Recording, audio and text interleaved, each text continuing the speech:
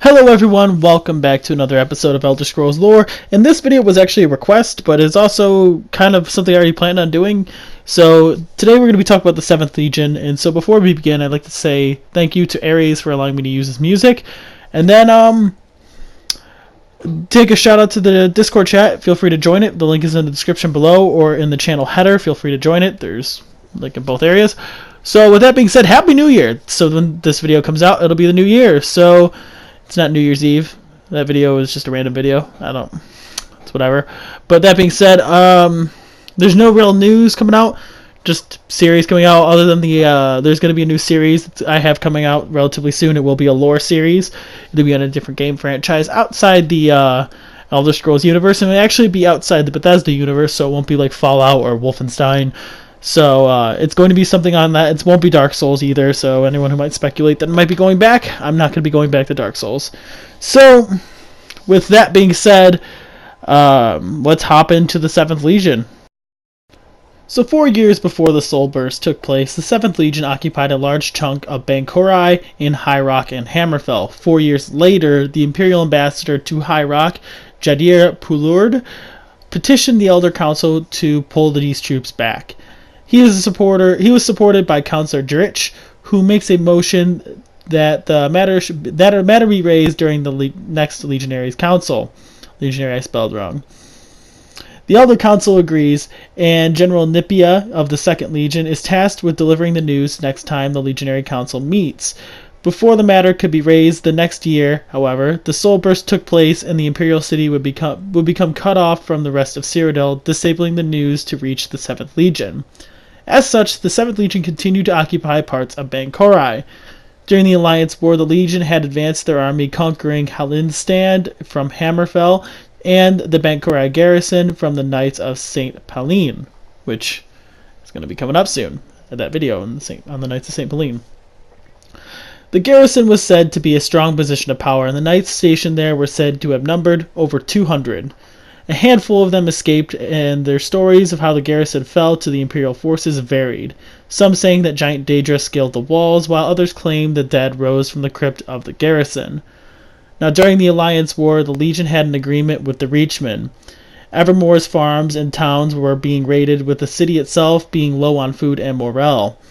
As such, the Imperials attempted to take the city of Evermore from the Daggerfall Covenant through diplomacy, promising its Duke Renchant, that after the city would accept Imperial rule, it would be safe from the Reachman horde and retain considerable autonomy. Long day.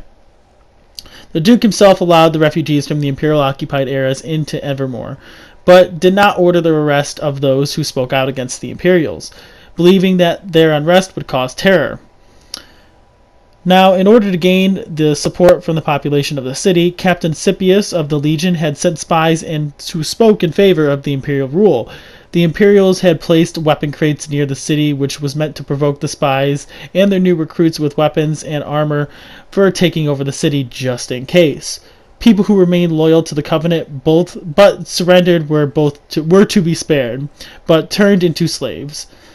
These Legion spies would eventually be killed, and Queen Azhella would take the throne of Evermore from the Duke. Sometime later, Septima Tharn would request a parley to be held with Queen Arzhella, and Queen Arzhella, being unaware that the Banchorai garrison had fallen, suspected the Imperial forces wanted a peace agreement. During the parley, Septima Tharn explained that she was not planning on peace, instead demanding the unconditional surrender of Evermore. She also elaborated that her forces had conquered the Banchorai garrison. Following this news, Arzhella attempted to murder the general, only to realize that she had used illusion magic. Septima took this as a declaration of war and ordered the 7th Legion to attack the Queen, though their attempts would fail due to the aid of Arzhella received from the Fighters Guild and the Mages Guild. From this point onward, the Legion forces would continue to be pushed back. Whereas originally they had been raiding the supply lines of the Martyrs Crossing, they were stopped by the Knights of St. Pauline, and their boats were burned. Following this, an assault of the Banchorai garrison itself took place. Its commander was ordered to use the captives as hostages if it were necessary, and he did.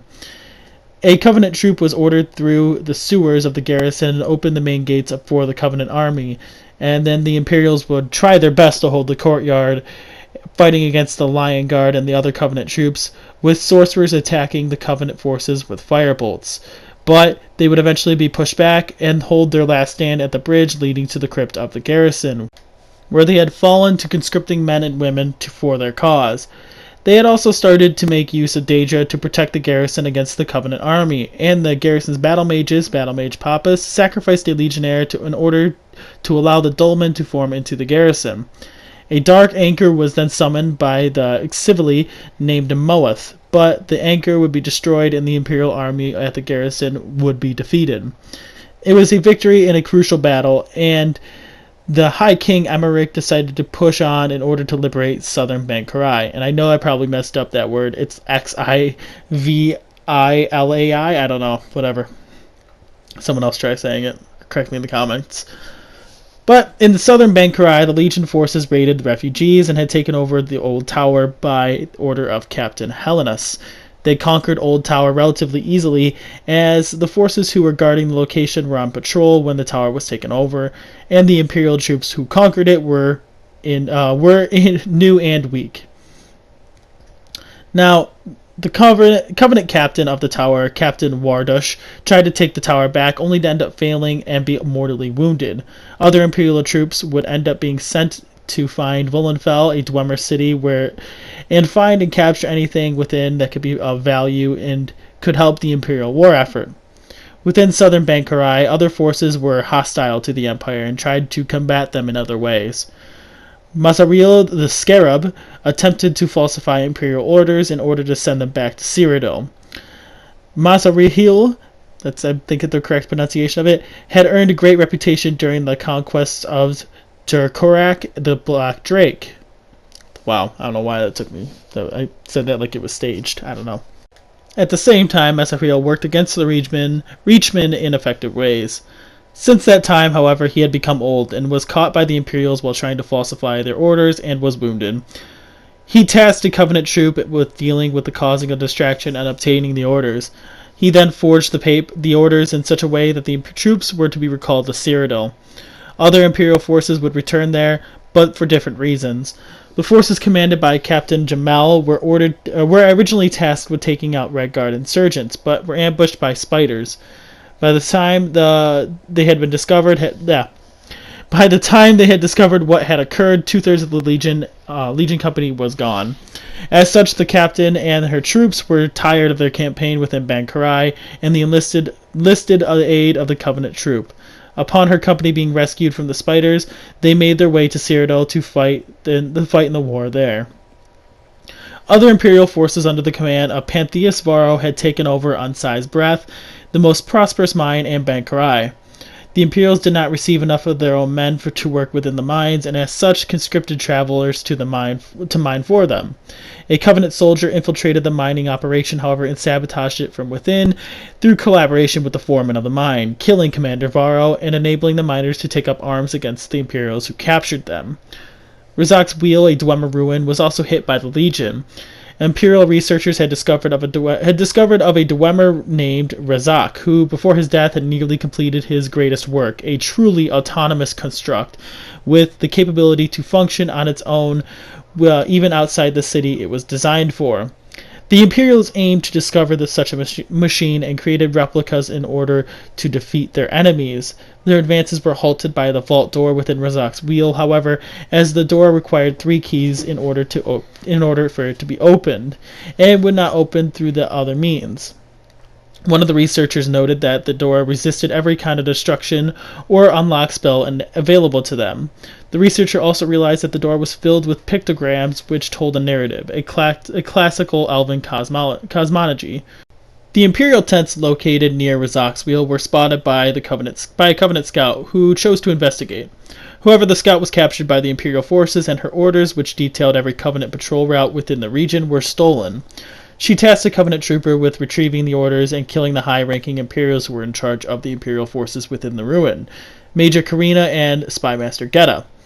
This troop would also discover Razak's autonomous creation with a Dwemer spider after successfully completing the steps portrayed within Razak's plan. Helene's Burden, a city in Hammerfell, was occupied by the Legion. The city had fallen to Imperial troops before the Red Guard's own soldiers could arm themselves. As such, a traitor was suspected to have lived there within the walls inside. Attempts were made to sabotage the Legion's supply lines by taking their weapons and providing them to resistance inside the city. The guard captain of the city, Captain Dakir at Numir, had lost his daughter to the Imperial forces, who kept her captive. An Imperial officer named Quintarius Scipio held the captain's daughter for his own personal gain, until being forced to let her go by a Covenant infiltrator. Because of this, Captain Dakir's forces were willing to aid the soldier with finding the traitor. The traitor of the city would turn out to be Maradim, who was drugged in order to liberate the rightful ruler of the city, Grandaya Nuwa, who had been put into stocks at the palace grounds. After the Grandaya was liberated, the resistance took over the palace courtyard, and the Covenant troop entered the palace to take out Secundus, there we go, and the head of the local Legion force.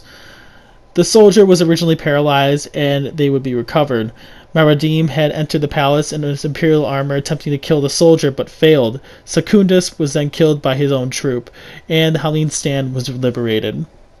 Within the Alakir Desert, the Imperials had taken over Sadakalam, a city on the border of Bankorai. These legionnaires were in league with the Withered Hand, a cult dedicated to necromancy.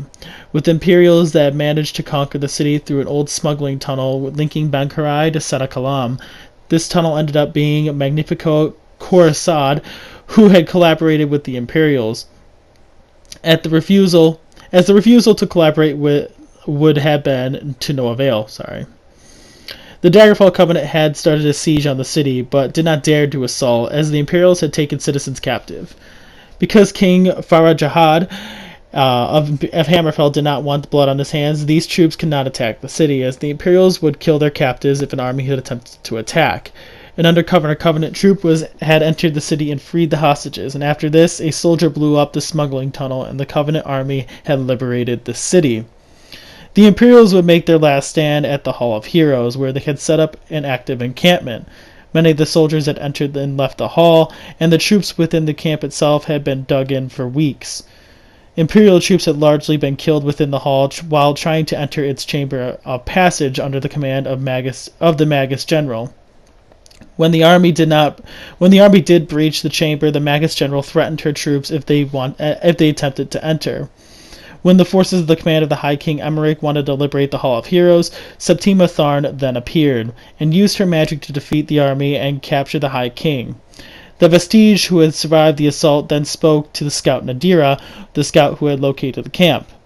After explaining the situation, the scout returned to Evermore to obtain another army to save the High King. Within the hall, the Imperial forces had summoned the numerous Daedra, and had set up units to defend the location.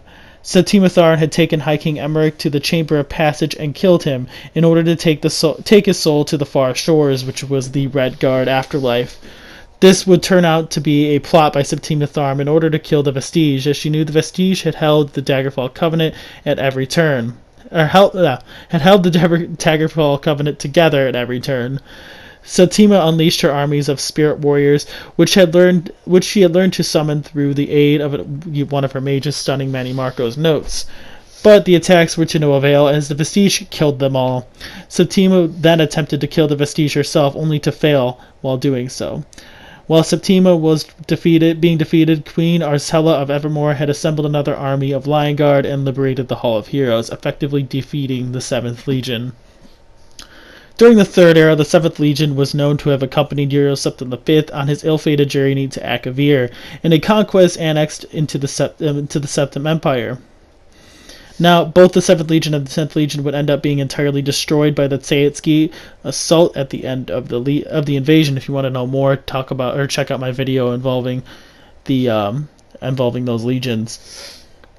Now, later in the 4th Era, the Legion would actually be reutilized, and the 7th Legion would be brought back up along with the 15th Legion to defend Orsinium when the Red Guards and Bretons came to sack it. Following the sacking of Orsinium, the two legions put themselves in harm's way to get the survivors to safety in Skyrim. And that is all we know about them. So, with that being said, I hope you guys enjoyed this video. I don't know what I'll end up doing next. I still have yet to record any video after this.